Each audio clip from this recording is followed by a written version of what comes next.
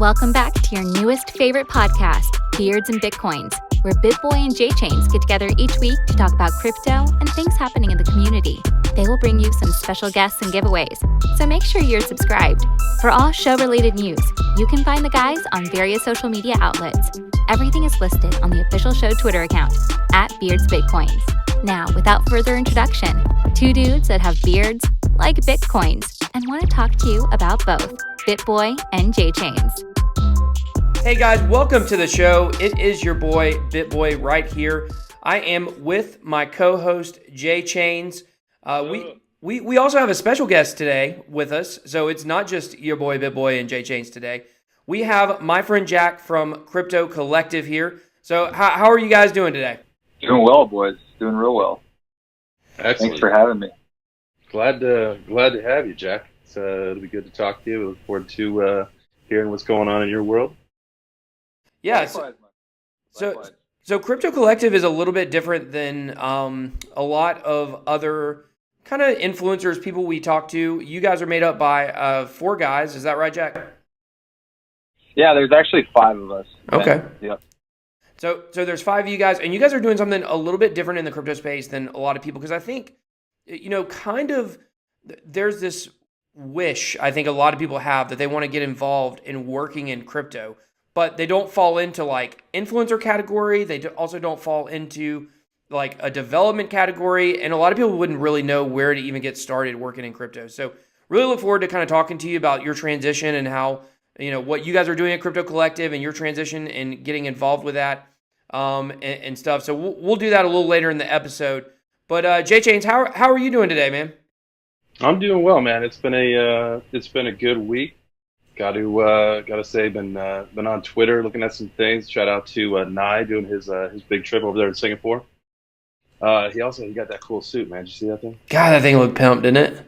I can't wait to see a picture of it, man. That thing looks fresh. But what about you guys? What's going on in your world? Well, I would like to say that I have actually seen Shield Nye in person without the mask. I just want you guys to know that, like, I am that guy who has seen him without the mask. So pretty excited about that. You know what I like what he does? I really like well, first of all, I like he doesn't carry the doxing like too far. Like if you meet him in person, he'll take the mask off. But I like how committed he is on the internet to the mask. So far, like sometimes you see him without the mask on, but he literally holds his hand in front of his mouth. Have you seen him do that before? Oh, he does. I've seen that. Yeah. I love it, man. Yeah. I think what did he do? Accidentally doxed though by Digital Lawrence while he was shooting some promo and I was in the background. I think they doxed him accidentally. Did you guys see where? Too funny. That's too funny. Did you guys see where Nye posted today? He did like a little forward follow list, and he was like, just want to give a shout out to all of the women in blockchain, and he included Digital Lawrence in there.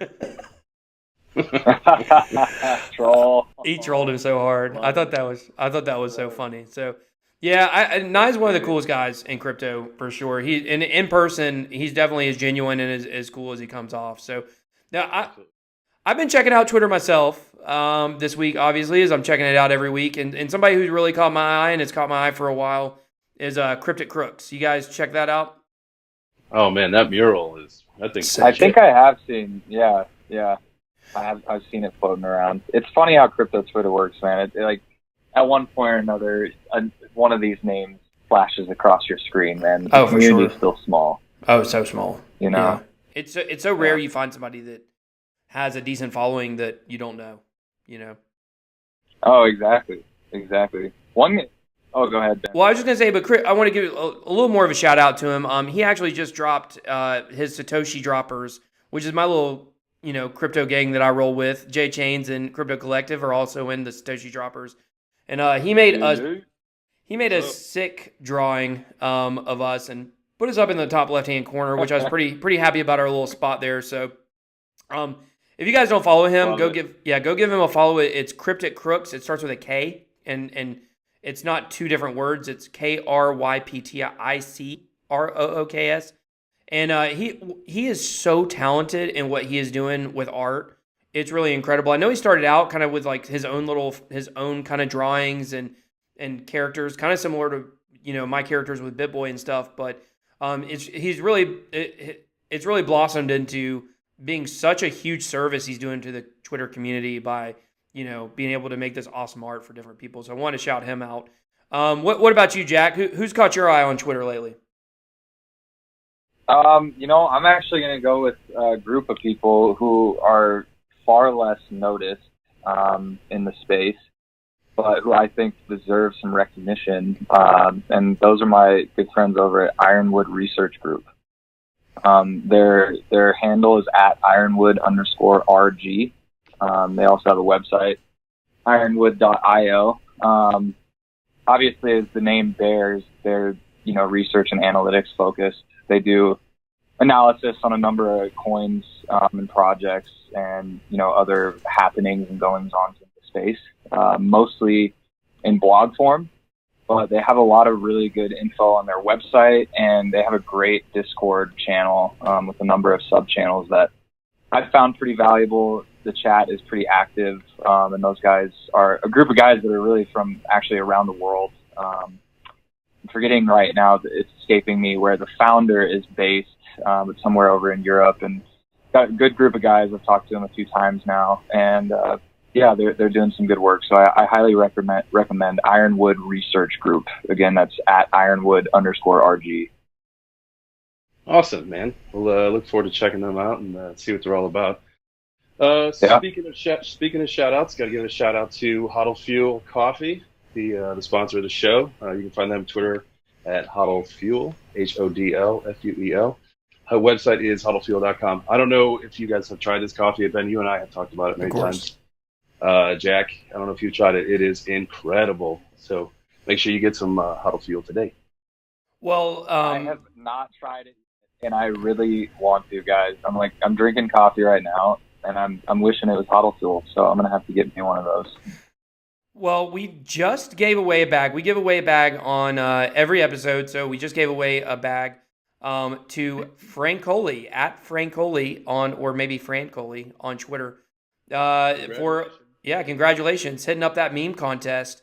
And so Hodl Fuel works with us as a sponsor. Big shout out to them, or it's one guy basically running it. He's an awesome dude. And so he told us we give a free bag away on every episode. And so we've done a couple contests, but instead of a contest this week, Jack, we're hooking you up with a free bag of coffee. So, boom. Are you guys? Yeah. Hey guys, we make moves, dude.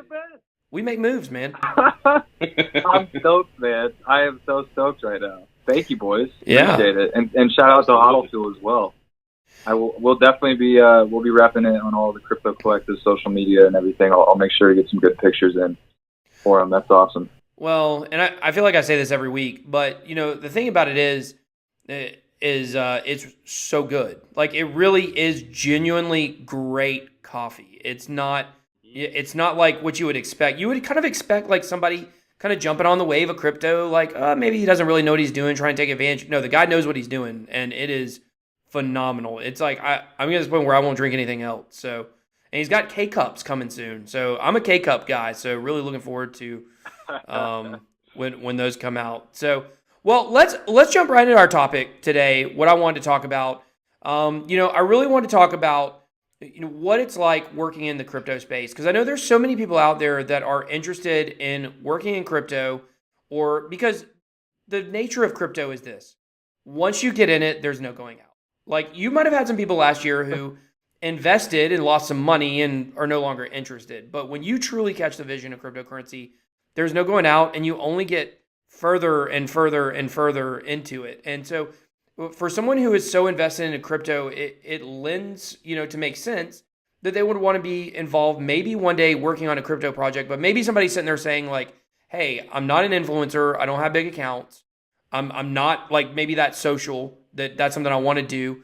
And I'm also not a developer. So how in the world could I possibly start working in crypto? And so I wanted to give you a chance, Jack, to kind of talk about what you guys do at Crypto Collective and, how you got involved with that. And, then we can kind of unpack it a little bit more. Yeah, for sure. I think this is a great topic, by the way. I'm really looking forward to diving into this, boys. But yeah, we'll start with a little background on me so you guys get a better understanding there. before crypto and all of that, I was an entrepreneur, still am, and I was involved in a few tech companies. Was involved in the drone industry as well, mostly focused on big ranch real estate and a number of other things. And in my spare time, I day trade stocks and foreign exchange. And about 2 years ago, around that time, I was introduced to cryptocurrency by one of my buddies here in Denver. And pretty quickly, most of what I had in stocks and Forex was transferred over to cryptocurrency. Yep. And, I caught it at a decent time. And, you witness the volatility and the potential there. And a guy like me who's willing to take a little risk at my age and everything, I dove in. And it got to the point where there was a group of 4 or 5 of us who would chat on the phone, a good 3 or 4 days out of the week for a solid amount of hours each time. Just kind of day trading together, talking crap, looking at funny memes together and exchanging, fairly high level information, I would say. And this was also right around the time when Bitcoin was starting to get heard of in the news a little bit. But in that note, a lot of it was negative. It had to do with the Silk Road. Oh, Bitcoin's just used for, drug dealers and druggies. And, you heard about people getting wrecked by projects that were completely illegitimate and should never have existed in the first place. And it was just kind of getting a bad name. And, a group of guys like us, we know what crypto's all about. We understand the vision and see where this thing is really going. And so we felt a way that we could, impact and contribute and provide value to the space would be from an educational approach, an educational point of view. We thought that if we could provide quality education, kind of, onboarding, we started with like a beginner's guide to crypto, a guide to ICOs, masternodes, tips and tricks. We talked about taxes, kind of what the legal landscape looks like with cryptos, all that sort of stuff. But, we thought that kind of approach would lend a good hand to the community and provide for a more sustainable and steady growing crypto sphere. So that was our approach. And so we started with a website. We had a YouTube channel going for a little while, and we'll have, there's a little anecdote I'll have to tell you guys later on in the conversation if we have time. But started with our other social media channels, and we caught people's attention fairly quickly around, surrounding our brand and our logo and all of that, and the kind of content we were pushing, because we kind of do everything. We'll push memes and stuff, as BitBoy knows. Yeah, of course. Yeah, you make some good memes. Knows. Is that you that makes those? Hey, thanks, man. I make the majority, but Jesse and some of the other founders, they always throw in really good ideas and stuff for me as well. High quality original memes. I love it. Man. Yeah. Yeah, we try it. The meme, look, man. The meme game is so serious, dude. The meme game is serious. Oh, it's real. It's real, man. I mean, making those. It's the future, man. Oh, the future. Meme coin is going to be huge. There is a meme coin, isn't there? Yeah, there is. Oh, gosh. Yeah. It doesn't. No, of course not. You gotta love it, though, in its own weird way. Anyways, as I was saying, so we push we kind of push a variety of content, right? Some of it's very educational based. We provide some pretty cool, like, infographics and stuff on, for instance, we just put out a little picture the other day that describes the layers involved in cryptocurrency and blockchain, that kind of stuff, right? And we got fairly popular very quickly and have been growing steadily and increasingly so ever since.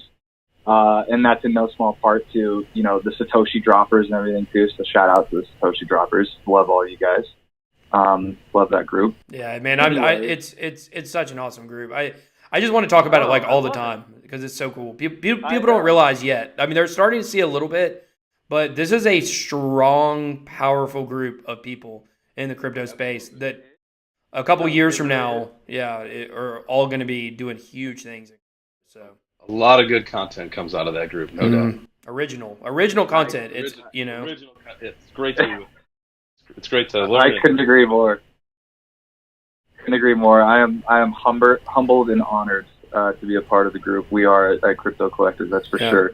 A lot of good people. So So, throughout this process, guys, it got to the point, and kind of naturally so, this wasn't something that we instigated by any means. But got to the point where projects, most frequently ICOs or people that were, or groups of guys and girls who were getting ready to ICO, started reaching out to us for consulting and advisory type services, whether it was helping them out with their token economics, helping them out with their approach to community building, and how they wanted to represent their brand and their marketing, so on and so forth. And in some cases, got them in touch with some investors we know and that type of thing, right?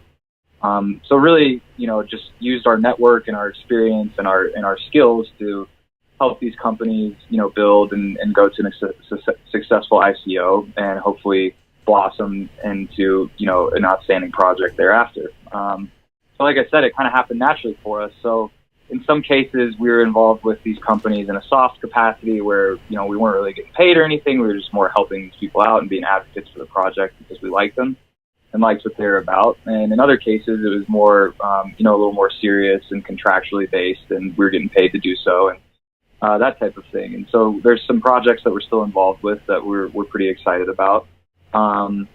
But that's kind of what we're all about now. So we help out a few projects and are open to helping more projects and more individuals that approach us, which we do get approached quite often. But we're just very selective with the people we work with. And then on top of that, we're just maintaining our kind of educational and, quality content pushes throughout our social media platforms.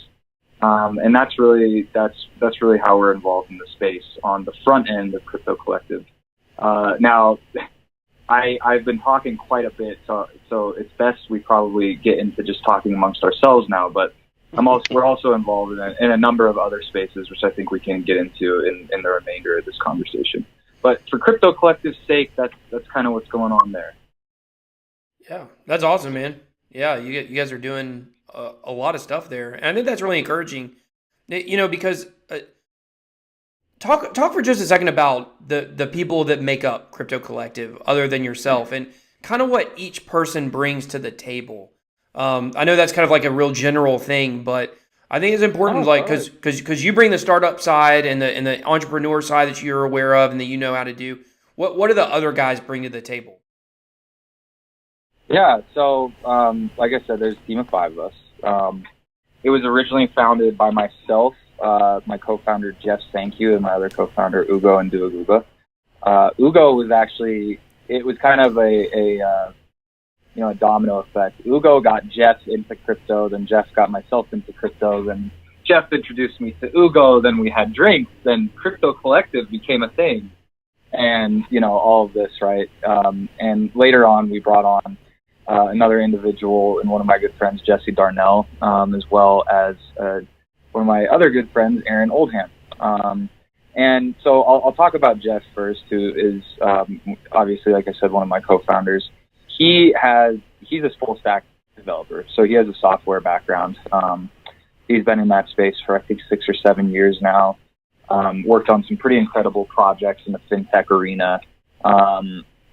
Got me linked into some pretty awesome ICOs, and has been a really good and capable partner as far as an analytics and more technical side of things goes. With his background, he's able to dive into projects and understand them from, we joke around BitBoy, and I think, we're not as techie guys, and I'm not, afraid to admit that. Right. Not. I understand things from more of the technical, more of the high level business side, right? But Jeff provides that for us. So it's great to have him, a part of the team, and he's really able to dive into that aspect. That's good. All I bring to the table, all I bring to the table is meme knowledge, and I can talk about sports. That's all I got. So, hey, and I can. Everybody needs one of those guys. I can read coinmarketcap.com. I love meme game. I love it. The meme game better be. I was watching. That's right, Jay Chains. And I was watching some video. It must have been a guy from the UK. Do they call them memes? Memes? No way. The UK? I think. Yeah, dude. Really? Yes. This video, I was like, no. Do they really call them memes? Are they memes? That would be Something like awesome. I think maybe that's Honestly, I didn't. it's one of those things. I didn't bother to look further, but Yeah. I bothered to look further. Oh my gosh, I love that. Into it, if that's what they do. But well, it's one of those things like GIF versus GIF. Everybody pretty much says GIF, but technically it's a GIF. I'm a GIF guy. Well, of course. See, I know that technically it is pronounced GIF. However, I understand that even though that's technically the right pronunciation, everyone says GIF. So because of that, I still say GIF. Like, I'm a GIF guy, but if you hear someone say GIF, hey, they're in the know, and they're not talking about peanut butter. I know we don't want to stay on this topic too long, but how do you know it's GIF? Who is it? Just the English language? Is that how you know? Is like, am I missing something? Yeah. So, did the GIF gods? Phonetically, I think it is supposed to be GIF. I mean, it's GIF, and you think of the word like gift, like, okay, but then look at the word like gin. That's GIN. So I got into this huge argument with this. I'm trying not to use the word no coiner, so I don't know what to call them anymore. But no coiner. Well, I heard your last podcast. Andy doesn't like no coiner. Right? Yeah, I know he hates it. He hates it. So. Respect. He gave a good explanation. Yeah, but she was a non-crypto brochacha. That's what I'll call her. And we got this huge argument over it, and I took her to the canvas on it. Like I researched, I pulled up all the big guns, and I don't have exactly the reasoning, but technically it is GIF. So, okay, yeah, but we'll leave it there. Yeah, we'll leave it there. But anyway, so you were finishing up talking about you were, I think, about to talk about Jesse. Boys. I was talking up the boys. Yeah, talking up the boys. Talking up the boys. The boys. Okay, so who was I on? I was on Ugo and Duaguba. Good friend of mine as well. I met him in the last three years or so, obviously through crypto. He actually, if you guys are familiar with Ian Bellina, yes, he's actually good friends with Ian Bellina. Ian was the one that got him involved in the space. Wow. And so Ugo has actually since left Denver. Ugo, did actually he was in crypto a little bit before we were, and got into some very good projects pretty early on. So he did fairly well in most people's standards. And so he has since left Denver and is traveling the world with those guys and representing Crypto Collective on kind of a global basis. So he does a couple different things. They're involved in a lot of different, kind of projects, and one of which recently, and one that they're pretty excited about, is KuCoin. They're doing some work with KuCoin from an ambassador perspective, and and are pushing a lot of their own content as well. They've had interviews with like Bloomberg and stuff, so those guys are really killing it. It's fun to kind of watch Ugo from behind the scenes and see how life is progressing over in that arena. But that's what he's up to. Big ICO guy. His background was in the financial industry as well. He worked in oil and gas, I believe, as a financial analyst, and brought from a token economics point of view, and a wholesome understanding of ICOs and how to drive a successful one. Ugo is the man, and he really brings a lot of value in that regard to the squad. Nice. So that's Ugo. I hope I'm not. Am I talking these guys up too much, man? Good job. They better call me and give me a glass of wine or something after this. Yeah, I know. They need to tip you a Tron or something. That's what I'm saying. Tron. Oh gosh. Yeah. I mean, shoot. I'll trade Tron. Okay, I'll trade it. Right. But not HODL. I don't know. I'm still not. Yeah, I don't know. I'm still not convinced, guys. But before we get off topic, yeah, right.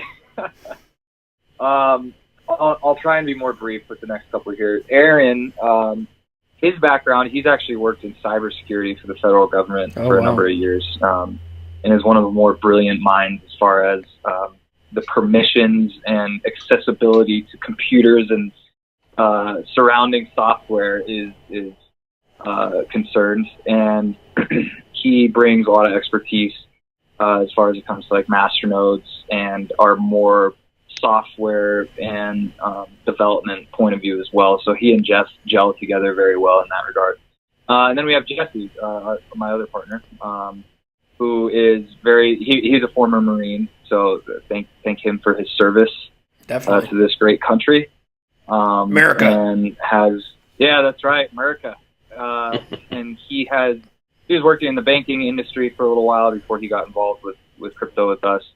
And he and I are really more of the more forward-facing guys as far as the marketing, branding, community building, that kind of stuff goes. So we're more of the storytelling guys on the team, right? And the business guys out of the squad. So that's how I describe us five. And I'm honored to work with these guys, man. And I learn something new from these guys every day. It's been a blessing, and I look forward to many years to come. I'm sure in a number of different businesses and vertical markets we'll be involved with together. So it's been a lot of fun working with those guys, man. Awesome.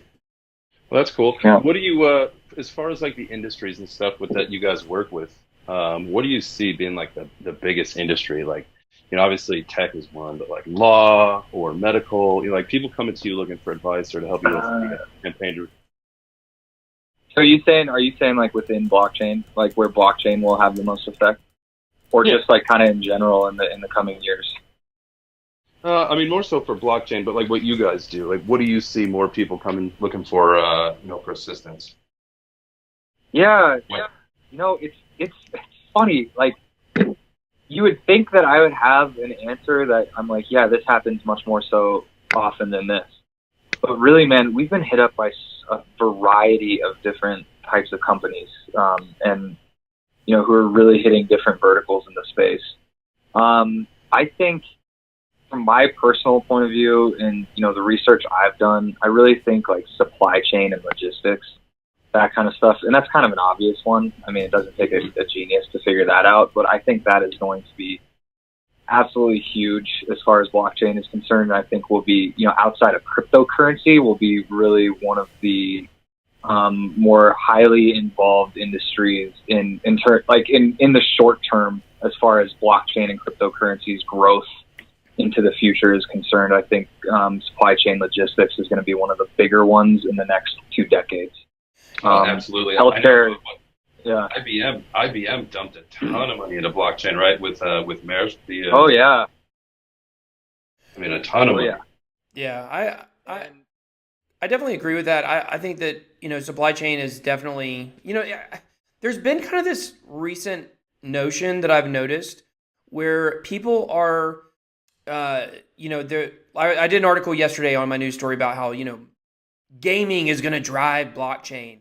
I'm just like maybe eventually that will help drive the adoption by the individual, but really where it's going to be the strongest is the enterprise, is the commercial side, is where businesses are going to be using blockchain to do their supply chain logistics and things like that. And your average everyday person isn't even going to be able to know it, but they're going to be benefiting from it. Do you kind of agree with that? Like, how do you kind of see, that playing out? I agree with that 100%. And the way you described it is perfect too, because when people don't even understand that they're using it or know that they're using it for that matter, that's when mainstream adoption starts ringing in the ears of everyone, right? Absolutely. We won't get there until that point. And that's why I brought you on the show, is because you agree with me. Thank you. Yeah. Hey, I'll support you, big boy. Whoa, fat boy Crypty. This is like, oh no. And this is like, one of the other things that I was going to mention too is the something in the space that I think is going to be huge in the near term as well is data aggregation.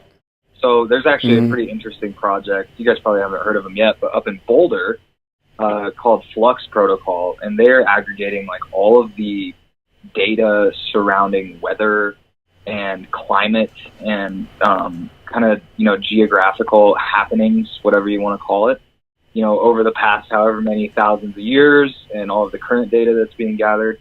They're aggregating all of it into this one platform so that it can function as a cohesive unit. And I think that is applicable in a number of different markets as well. And I think that's going to be, a big use case for blockchain and, from an interoperability perspective as well. So that's something I anticipate too.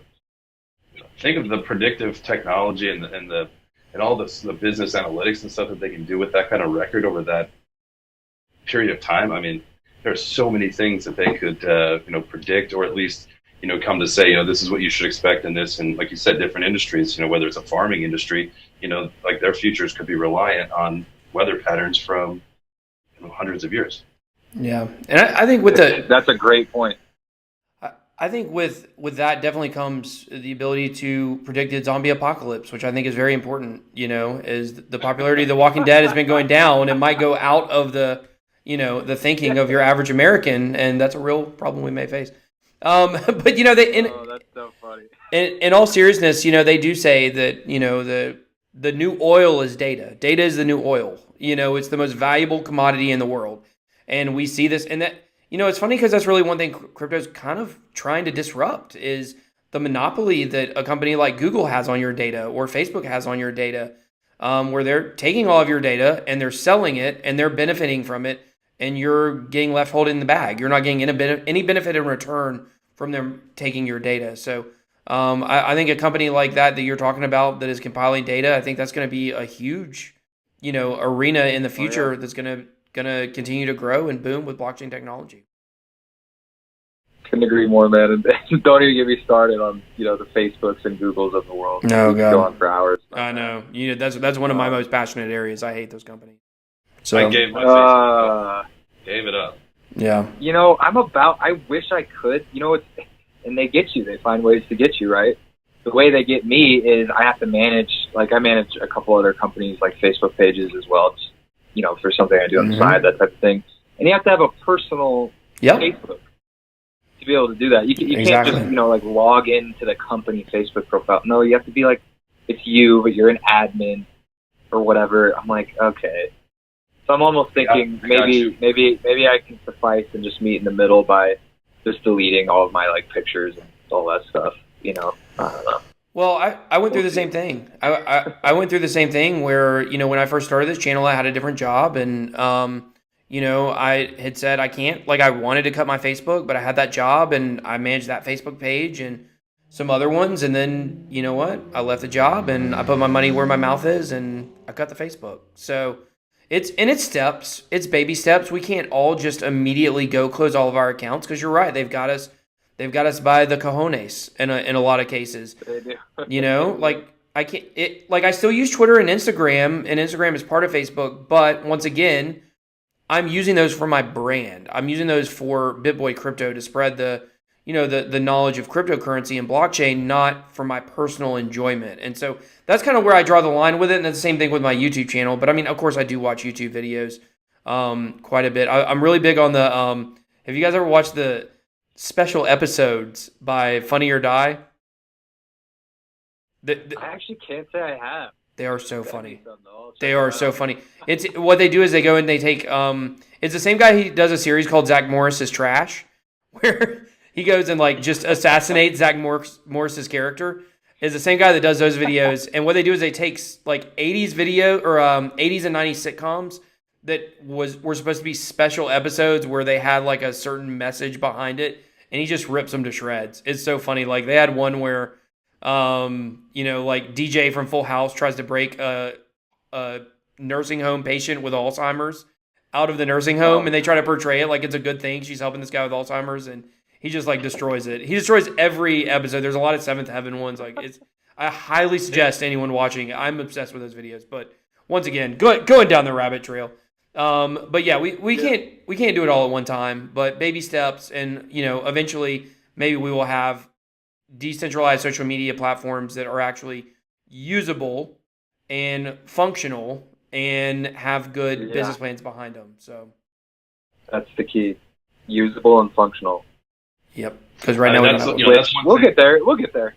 It'll be happening soon. A lot of companies. We're getting close to Q4 here. This 2018. A lot of companies. Their roadmaps lead to almost now. See what happens. Yeah, a lot of big products.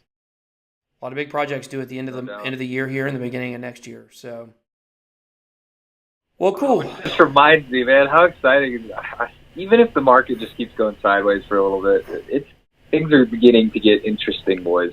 Yep. There's gonna be a movement up or down, I think, in the next few weeks here. But anyways, we won't speculate. We'll save the speculations for later. Can't go down, right? I mean, can't. There's too much. Can't, right? We may go back down to like 61, but if it does, everything tells me that if it does, the 4K range is like, I don't think it's going to go for a while, Ben, and you and I talked about this. I thought 3K. I even thought at 1.2K maybe possible. Whoa. I'm far. Yeah, I did, man. Like, I'm no chartist or no like brilliant guy in that regard, but we spent some time digging into it and looking at a bunch of different people's perspectives and that type of thing, and came to the conclusion that it was a possibility. But at this point, the way things have been going, I think if it were to break down, I think 4K. I don't think it would drop lower than that. I don't think it could go lower than. I don't think it would ever go lower than 45. But I think it's got a hard time breaking 6 still. So I think so too. I think so too. I think we might. Novigrad thinks we've seen the bottom. That guy's historically been pretty on point. Yeah. So I don't know. We'll see. Well, I don't know if you guys. I try not to speculate, even though it's hard not to. Yeah. I don't know if you guys checked out my. I was on a fireside panel at Litecoin Summit. I was supposed to speak on the Sunday, but I had to come back home for a Falcons game, so I had to miss my panel. But we did a little fireside panel at Litecoin Summit where there were like, I think 12 or 13 of us, and we were just all in a circle in their video, and we were giving our thoughts on stuff. And one of my friends, BTC Sessions, he said, it basically called me out. It was like, BitBoy, we were talking in the car on the way over here, and you said that you think it can't go down much further. And he said, you're the only person, you're one of the only people that seems to think that. The general sentiment is it's going to go down a lot further. And every single YouTuber that was there, pretty much, sitting in this circle, big names you guys know, they were all like nodding their head in agreement, like, yes, it's going to go down much further. And his reasoning, he said, there's so much positive sentiment. I said, where's the positive sentiment? There's not one person here that's saying that it's going to go up. Like, you know what I'm saying? Like that to me says we're probably near where it's like this idea that like, oh, it could go much down further, but there's like, I don't know, not a lot of evidence to really support that, especially when you consider what, and this, Jack, I've been telling you this for 4 months now. I think that, there's something to that 6,000 level, whether it's the mining theory or whatever it might be. There's something to that $6,000 level that every time we touch it, it bounces right back up. And so until it does break down way past that, I'm going to stick to that story. So, but we could talk about the markets all day. I love talking about the markets, but Ben, we'll move on right after that. I might be coming around to your 6K theory. I might be, but something tells me the next like 2-3 weeks here, I feel like we're going to have a big movement. It's either going to be up or down. And it will either be the start of a beautiful, beautiful bull market, or could be just, headed down and sideways for a bit longer, which honestly wouldn't be the end of the world either. No, I mean, for guys like us and people who believe, It'd be a garage sale too. You could pick up some cheap. Yeah, that's what I'm saying. Like, I honestly, part of me is like, let it go down. Let it go down. Well, and that's something I've said about that $6,000 line, which is, I believe in this mining theory. I believe in it. Now, it may be something different, but whatever it is, it's that $6,000 level.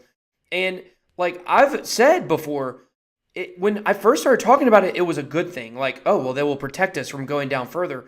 But then I've kind of come around on it like, it would be better if we just took off down below and took a huge dip, and that way we could have it over with and we could finally be on the way back up. But something is keeping it from going down below that. So it's not necessarily a good thing that that's where it stalls out at. But what I've said is that I think that really what we're seeing is some accumulation by some of the bigger players, but they haven't been able to push it down below 6. So instead of having this one big push down to 3 where they just accumulate, it's been a cycle. They push it down to 6, it goes back up to 7.5, they push it back down to 6, goes back up to 7.5, and they're really accumulating that way. So I think that also kind of makes a lot of sense. Why wouldn't they? Why wouldn't Right? they? You know, Yeah. because look, guys, there's some freaking whales out there on that don't want the price to go below 6,000. I mean, you look at these people who were mining back in 2012 and how much they have in Bitcoin right now when that algorithm was so much easier. There's so much money on the mining side, and people don't really think about that. But let's get back on topic, because I want to bring up one point having to do with you were kind of talking about how each person on your team brings something different to the table, and what would your suggestion be to someone who wanted to get involved in crypto and working in crypto, but doesn't have like a crypto background, or even an entrepreneur background? What would your advice to be somebody that just really likes crypto and wants to be more involved? Okay, there's a great book called The Go Giver. Obviously a play on the go getter, right? Yes. But essentially the theory behind the book is the more that you give, it comes back in droves, right? I mean, it comes back tenfold, right? The amount that you give and what you receive in the long run. I think, so there's a couple different scenarios. For the person that is just getting involved with crypto, like they've somebody just turned them on to it, they've just invested, but it is really flipped the switch for them, and they are in love with the space, and they know they're passionate about it and want to pursue it. You have to give, and not give with the expectation of receiving anything, at least in the short term. And by that, I mean, think of the nature of a lot of these projects, right? If you have any, idea what you're doing as far as coding goes, you can go, contribute on GitHub to certain projects or whatever, right? There's bounties for you to go spread information about great projects. I would be hard pressed to find someone who, with a little bit of effort, couldn't find something to do in this space. If you just spend an hour or two on the computer, you can find something to do and to contribute, and something that would teach you a lot and that you would learn from. Whether it's hopping in a Discord and saying, "Hey, I've done social media in the past for tech companies or whatever. I'd love to help grow your guys' brand however I can." Dude, these people are looking for help. There is more opportunity in the blockchain and cryptocurrency space than any space I am aware of right now. At least that doesn't require, a super high skill set or, something that you have to go to school for. People are telling me, "Oh, I don't know what to do. I don't know how to get, along in the space or whatever." I think that's just such a lame excuse, because there's so many opportunities out there. And it just starts with reaching out and engaging and, talking to projects. That you wouldn't believe how many of these projects are still totally bootstrapped, or being run out of somebody's house or garage. There's a couple of guys that are doing this. They're not only are they the founders or whatever, but they're running all their social media pages. They're doing everything, and they could use the help, right? Some might not be able to pay or whatever. But what you may not be getting paid in cryptocurrency or fiat or whatever, you're getting paid in knowledge and experience, right? And that brings me to my second point, is people who do have a specific skill set, whether it's developing or, whether it's marketing, you've built a brand before, you know how to build a social media community, whatever it is, put those skills to work. Again, it's the same principle. There's so many people that are looking for help, that need help. There's so much opportunity out there. Even if it's a project that does well for a year and then maybe fades into the abyss, whatever, get involved with what you can get involved with. Just start gaining experience, because Ben, J-Chains, you guys know as well as I do, a day in crypto is 10 days, 20 days in the real world. So every day that you can gain some sort of experience, even if it's with a low-level project that only has 2,000 followers on Twitter or whatever, you are gaining invaluable amount of information, knowledge, skills that in 2-3 months, what would normally take somebody to develop a year or 2 years in the real world in some other, category of business. You've got in 3 months, and suddenly, even though you've only been here for that short period of time, you know more than a lot of other people, than 90% of other people in the space.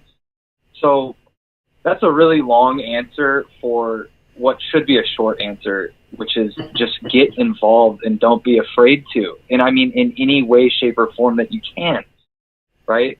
Yeah.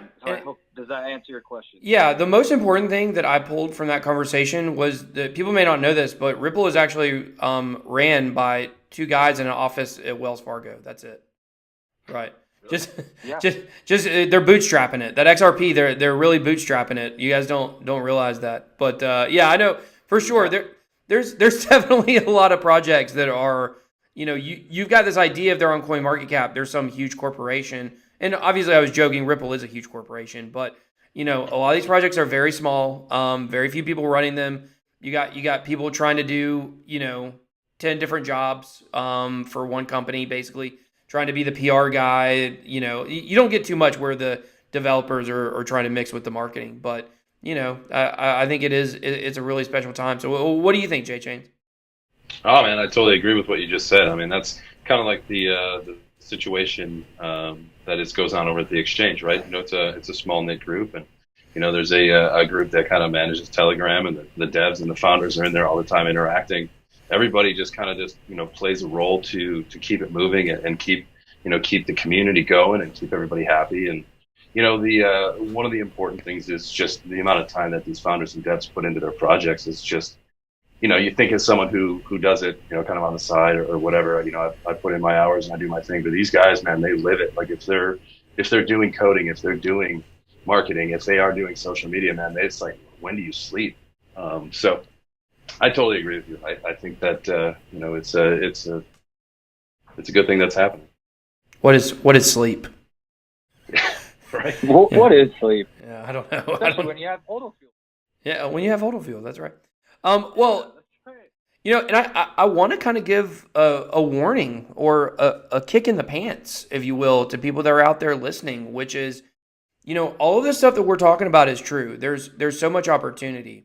However, this opportunity is fleeting. And if you are interested in crypto and you don't jump on the ball right now, there's no guarantee in 1 year that these opportunities will still be available, because there will be an oversaturation. I had a conversation with my friend Adam from Boosto, who runs cryptoinfluence.io, who actually brought a lot of us influencers out to San Francisco for Litecoin Summit and for Block World and things like that. We had a great time.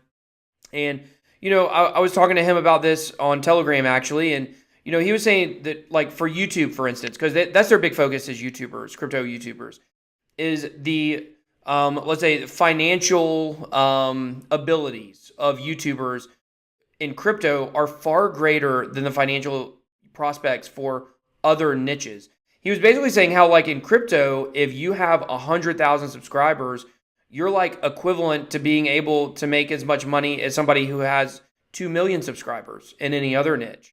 And I think that's because we haven't been oversaturated and yet, but it will come, especially if we have another bull run and the price goes parabolic, the interest comes back, then there will be so many more people trying to start channels and trying to become influencers and new ICOs. We're going to do the whole thing all over again. But at some point, that opportunity is going to dry out. And so that's why I think it's really important that if you are interested in blockchain, if you are interested in crypto, especially if you're kind of on, like, let's say a medium tier where you've been in it since maybe last year and you've been thinking about, doing something, getting your feet wet, trying to work with a project, trying to become an influencer, whatever it might be, I really encourage you to do that, because the opportunity is now, guys, and it's not going to be around.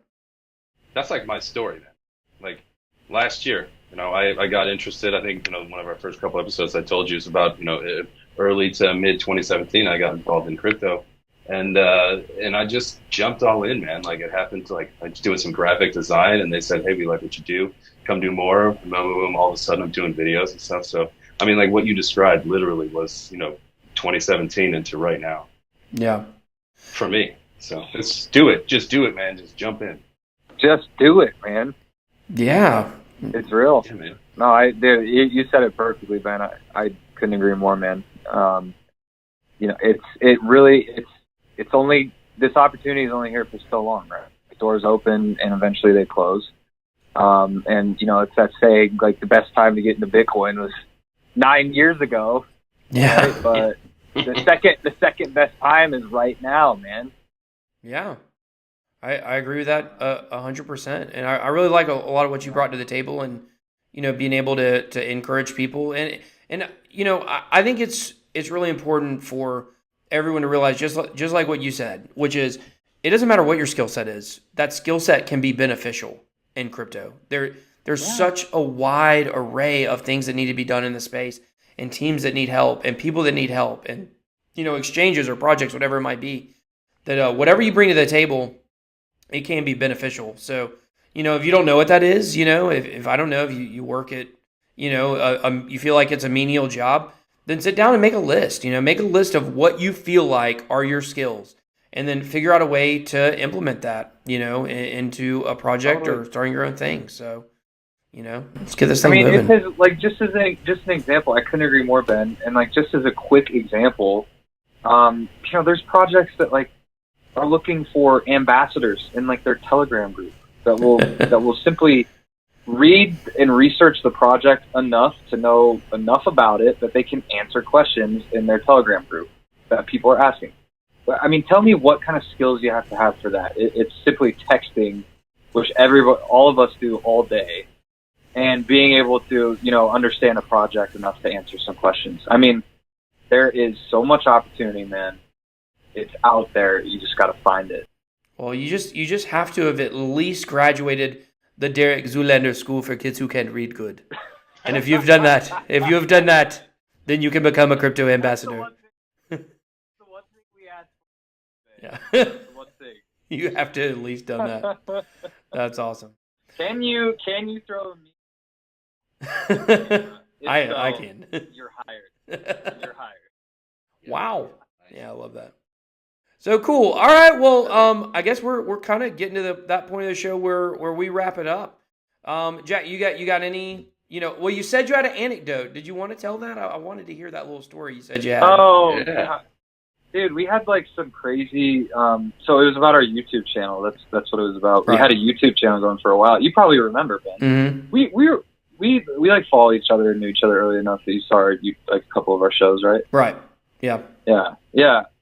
And dude, one day Jesse and I go to sign in. I think we're literally just gonna like change our banner or something, like clean up, some of our information on there or whatever. And like, does it, or login, username and password doesn't work. I'm like, what the heck? Like, get in touch with Google, all this stuff. Turns out our account is completely gone. All of our stuff's deleted.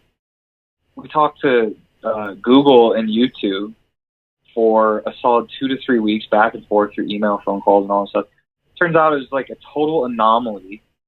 They don't have an answer for us, really. Like, they don't know what happened. I can't imagine what it would have been like if it was someone who was like seriously monetizing their channel and like making a living off of it or something. That would be pretty bad. It wasn't like that for us at that point. I think we only had like 400 subs or something at that point. But like, it was still crappy. So that was like a couple of months ago. And since we've kind of been up in the air if we want to start the YouTube channel back up or not, we feel like we probably, especially after this conversation, I'm like, should probably make that decision soon. But yeah, that was a little anecdote. So I don't know. I guess just be careful with your centralization YouTube channel. Make sure. There you go. That's perfect. Yep. Be careful about centralization. Well, it's happened. That has happened to Crypto Kirby, who is a pretty big, name on YouTube. He lost I think he had 50 or 60,000. He lost it. He's already been able to get it back up over 10, I think, in just a couple months. But I think it was because he used the Nintendo version Kirby as his logo. I think Nintendo is notoriously the very, very, very strictest and most aggressive copyright and trademark company out there. So I can imagine. Yeah, that's why you don't see like Nintendo games copied on, for iPhone. You know, you can find other, you know, kind of knockoff versions of other kinds of games, but not Nintendo games because they're dead serious about it. But yeah, that's definitely crazy. Well, all right, guys. Well, Jay Change, you got anything you wanna leave us with? I'm good, man. Just like we were talking about, you know, during the last little bit. If a crypto career is something you're looking at getting into, just figure out a way, something that makes you happy, something you like doing. Just jump in and make it happen. It's there for you. Yeah. It is absolutely no. 100p. Go ahead. What are you saying, Jack? Oh, I just said 100p, man. 100%. Oh yeah, That's what it's about. definitely. Absolutely. Well, tell everybody, Jack. Tell everybody, Jack, where they can find you at. Oh yeah, okay. Instagram we're most popular. That's where we do a lot of our memes and everything. As you know, BitBoy so graciously supported.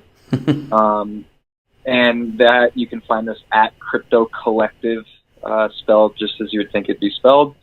Then on Twitter, that handle is not available, so we're at Your Crypto Guide on Twitter. Our name is still Crypto Collective, though, so you can probably find us either way. And then our website is www.cryptocollective.io. And yeah, please reach out to us. We respond to as many DMs as we can.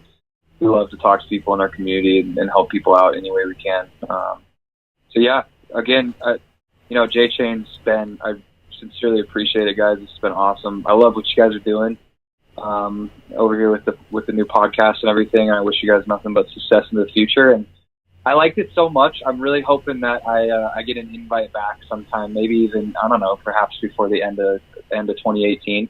Yeah, definitely. We love to have you. Maybe yeah, man. Maybe get a couple guys back. Maybe you and Jesse can come on, or you and Jeff or something. I'll bring Jesse. We can bring Jesse. We can bring Jeff. Yeah, we'll bring all those guys. Good. Yeah, good crypto powwow.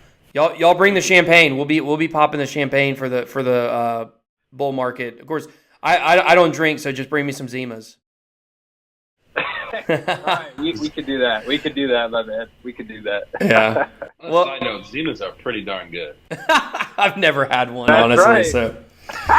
Well, cool. Well, we want to give one more thank you to Jack from Crypto Collective for joining us, and also big shout out to HODL Fuel. Jack is going to be getting his own bag of coffee, finally getting to try it, and you know, we really appreciate them supporting our channel or supporting our podcast, supporting everything we're doing here. You guys go check them out at hodlfuel.com and Twitter at hodlfueljunkie. And that's it, guys. That's all we got. Until next time, this is Beards and Bitcoins. See ya. Well, that's it for this week.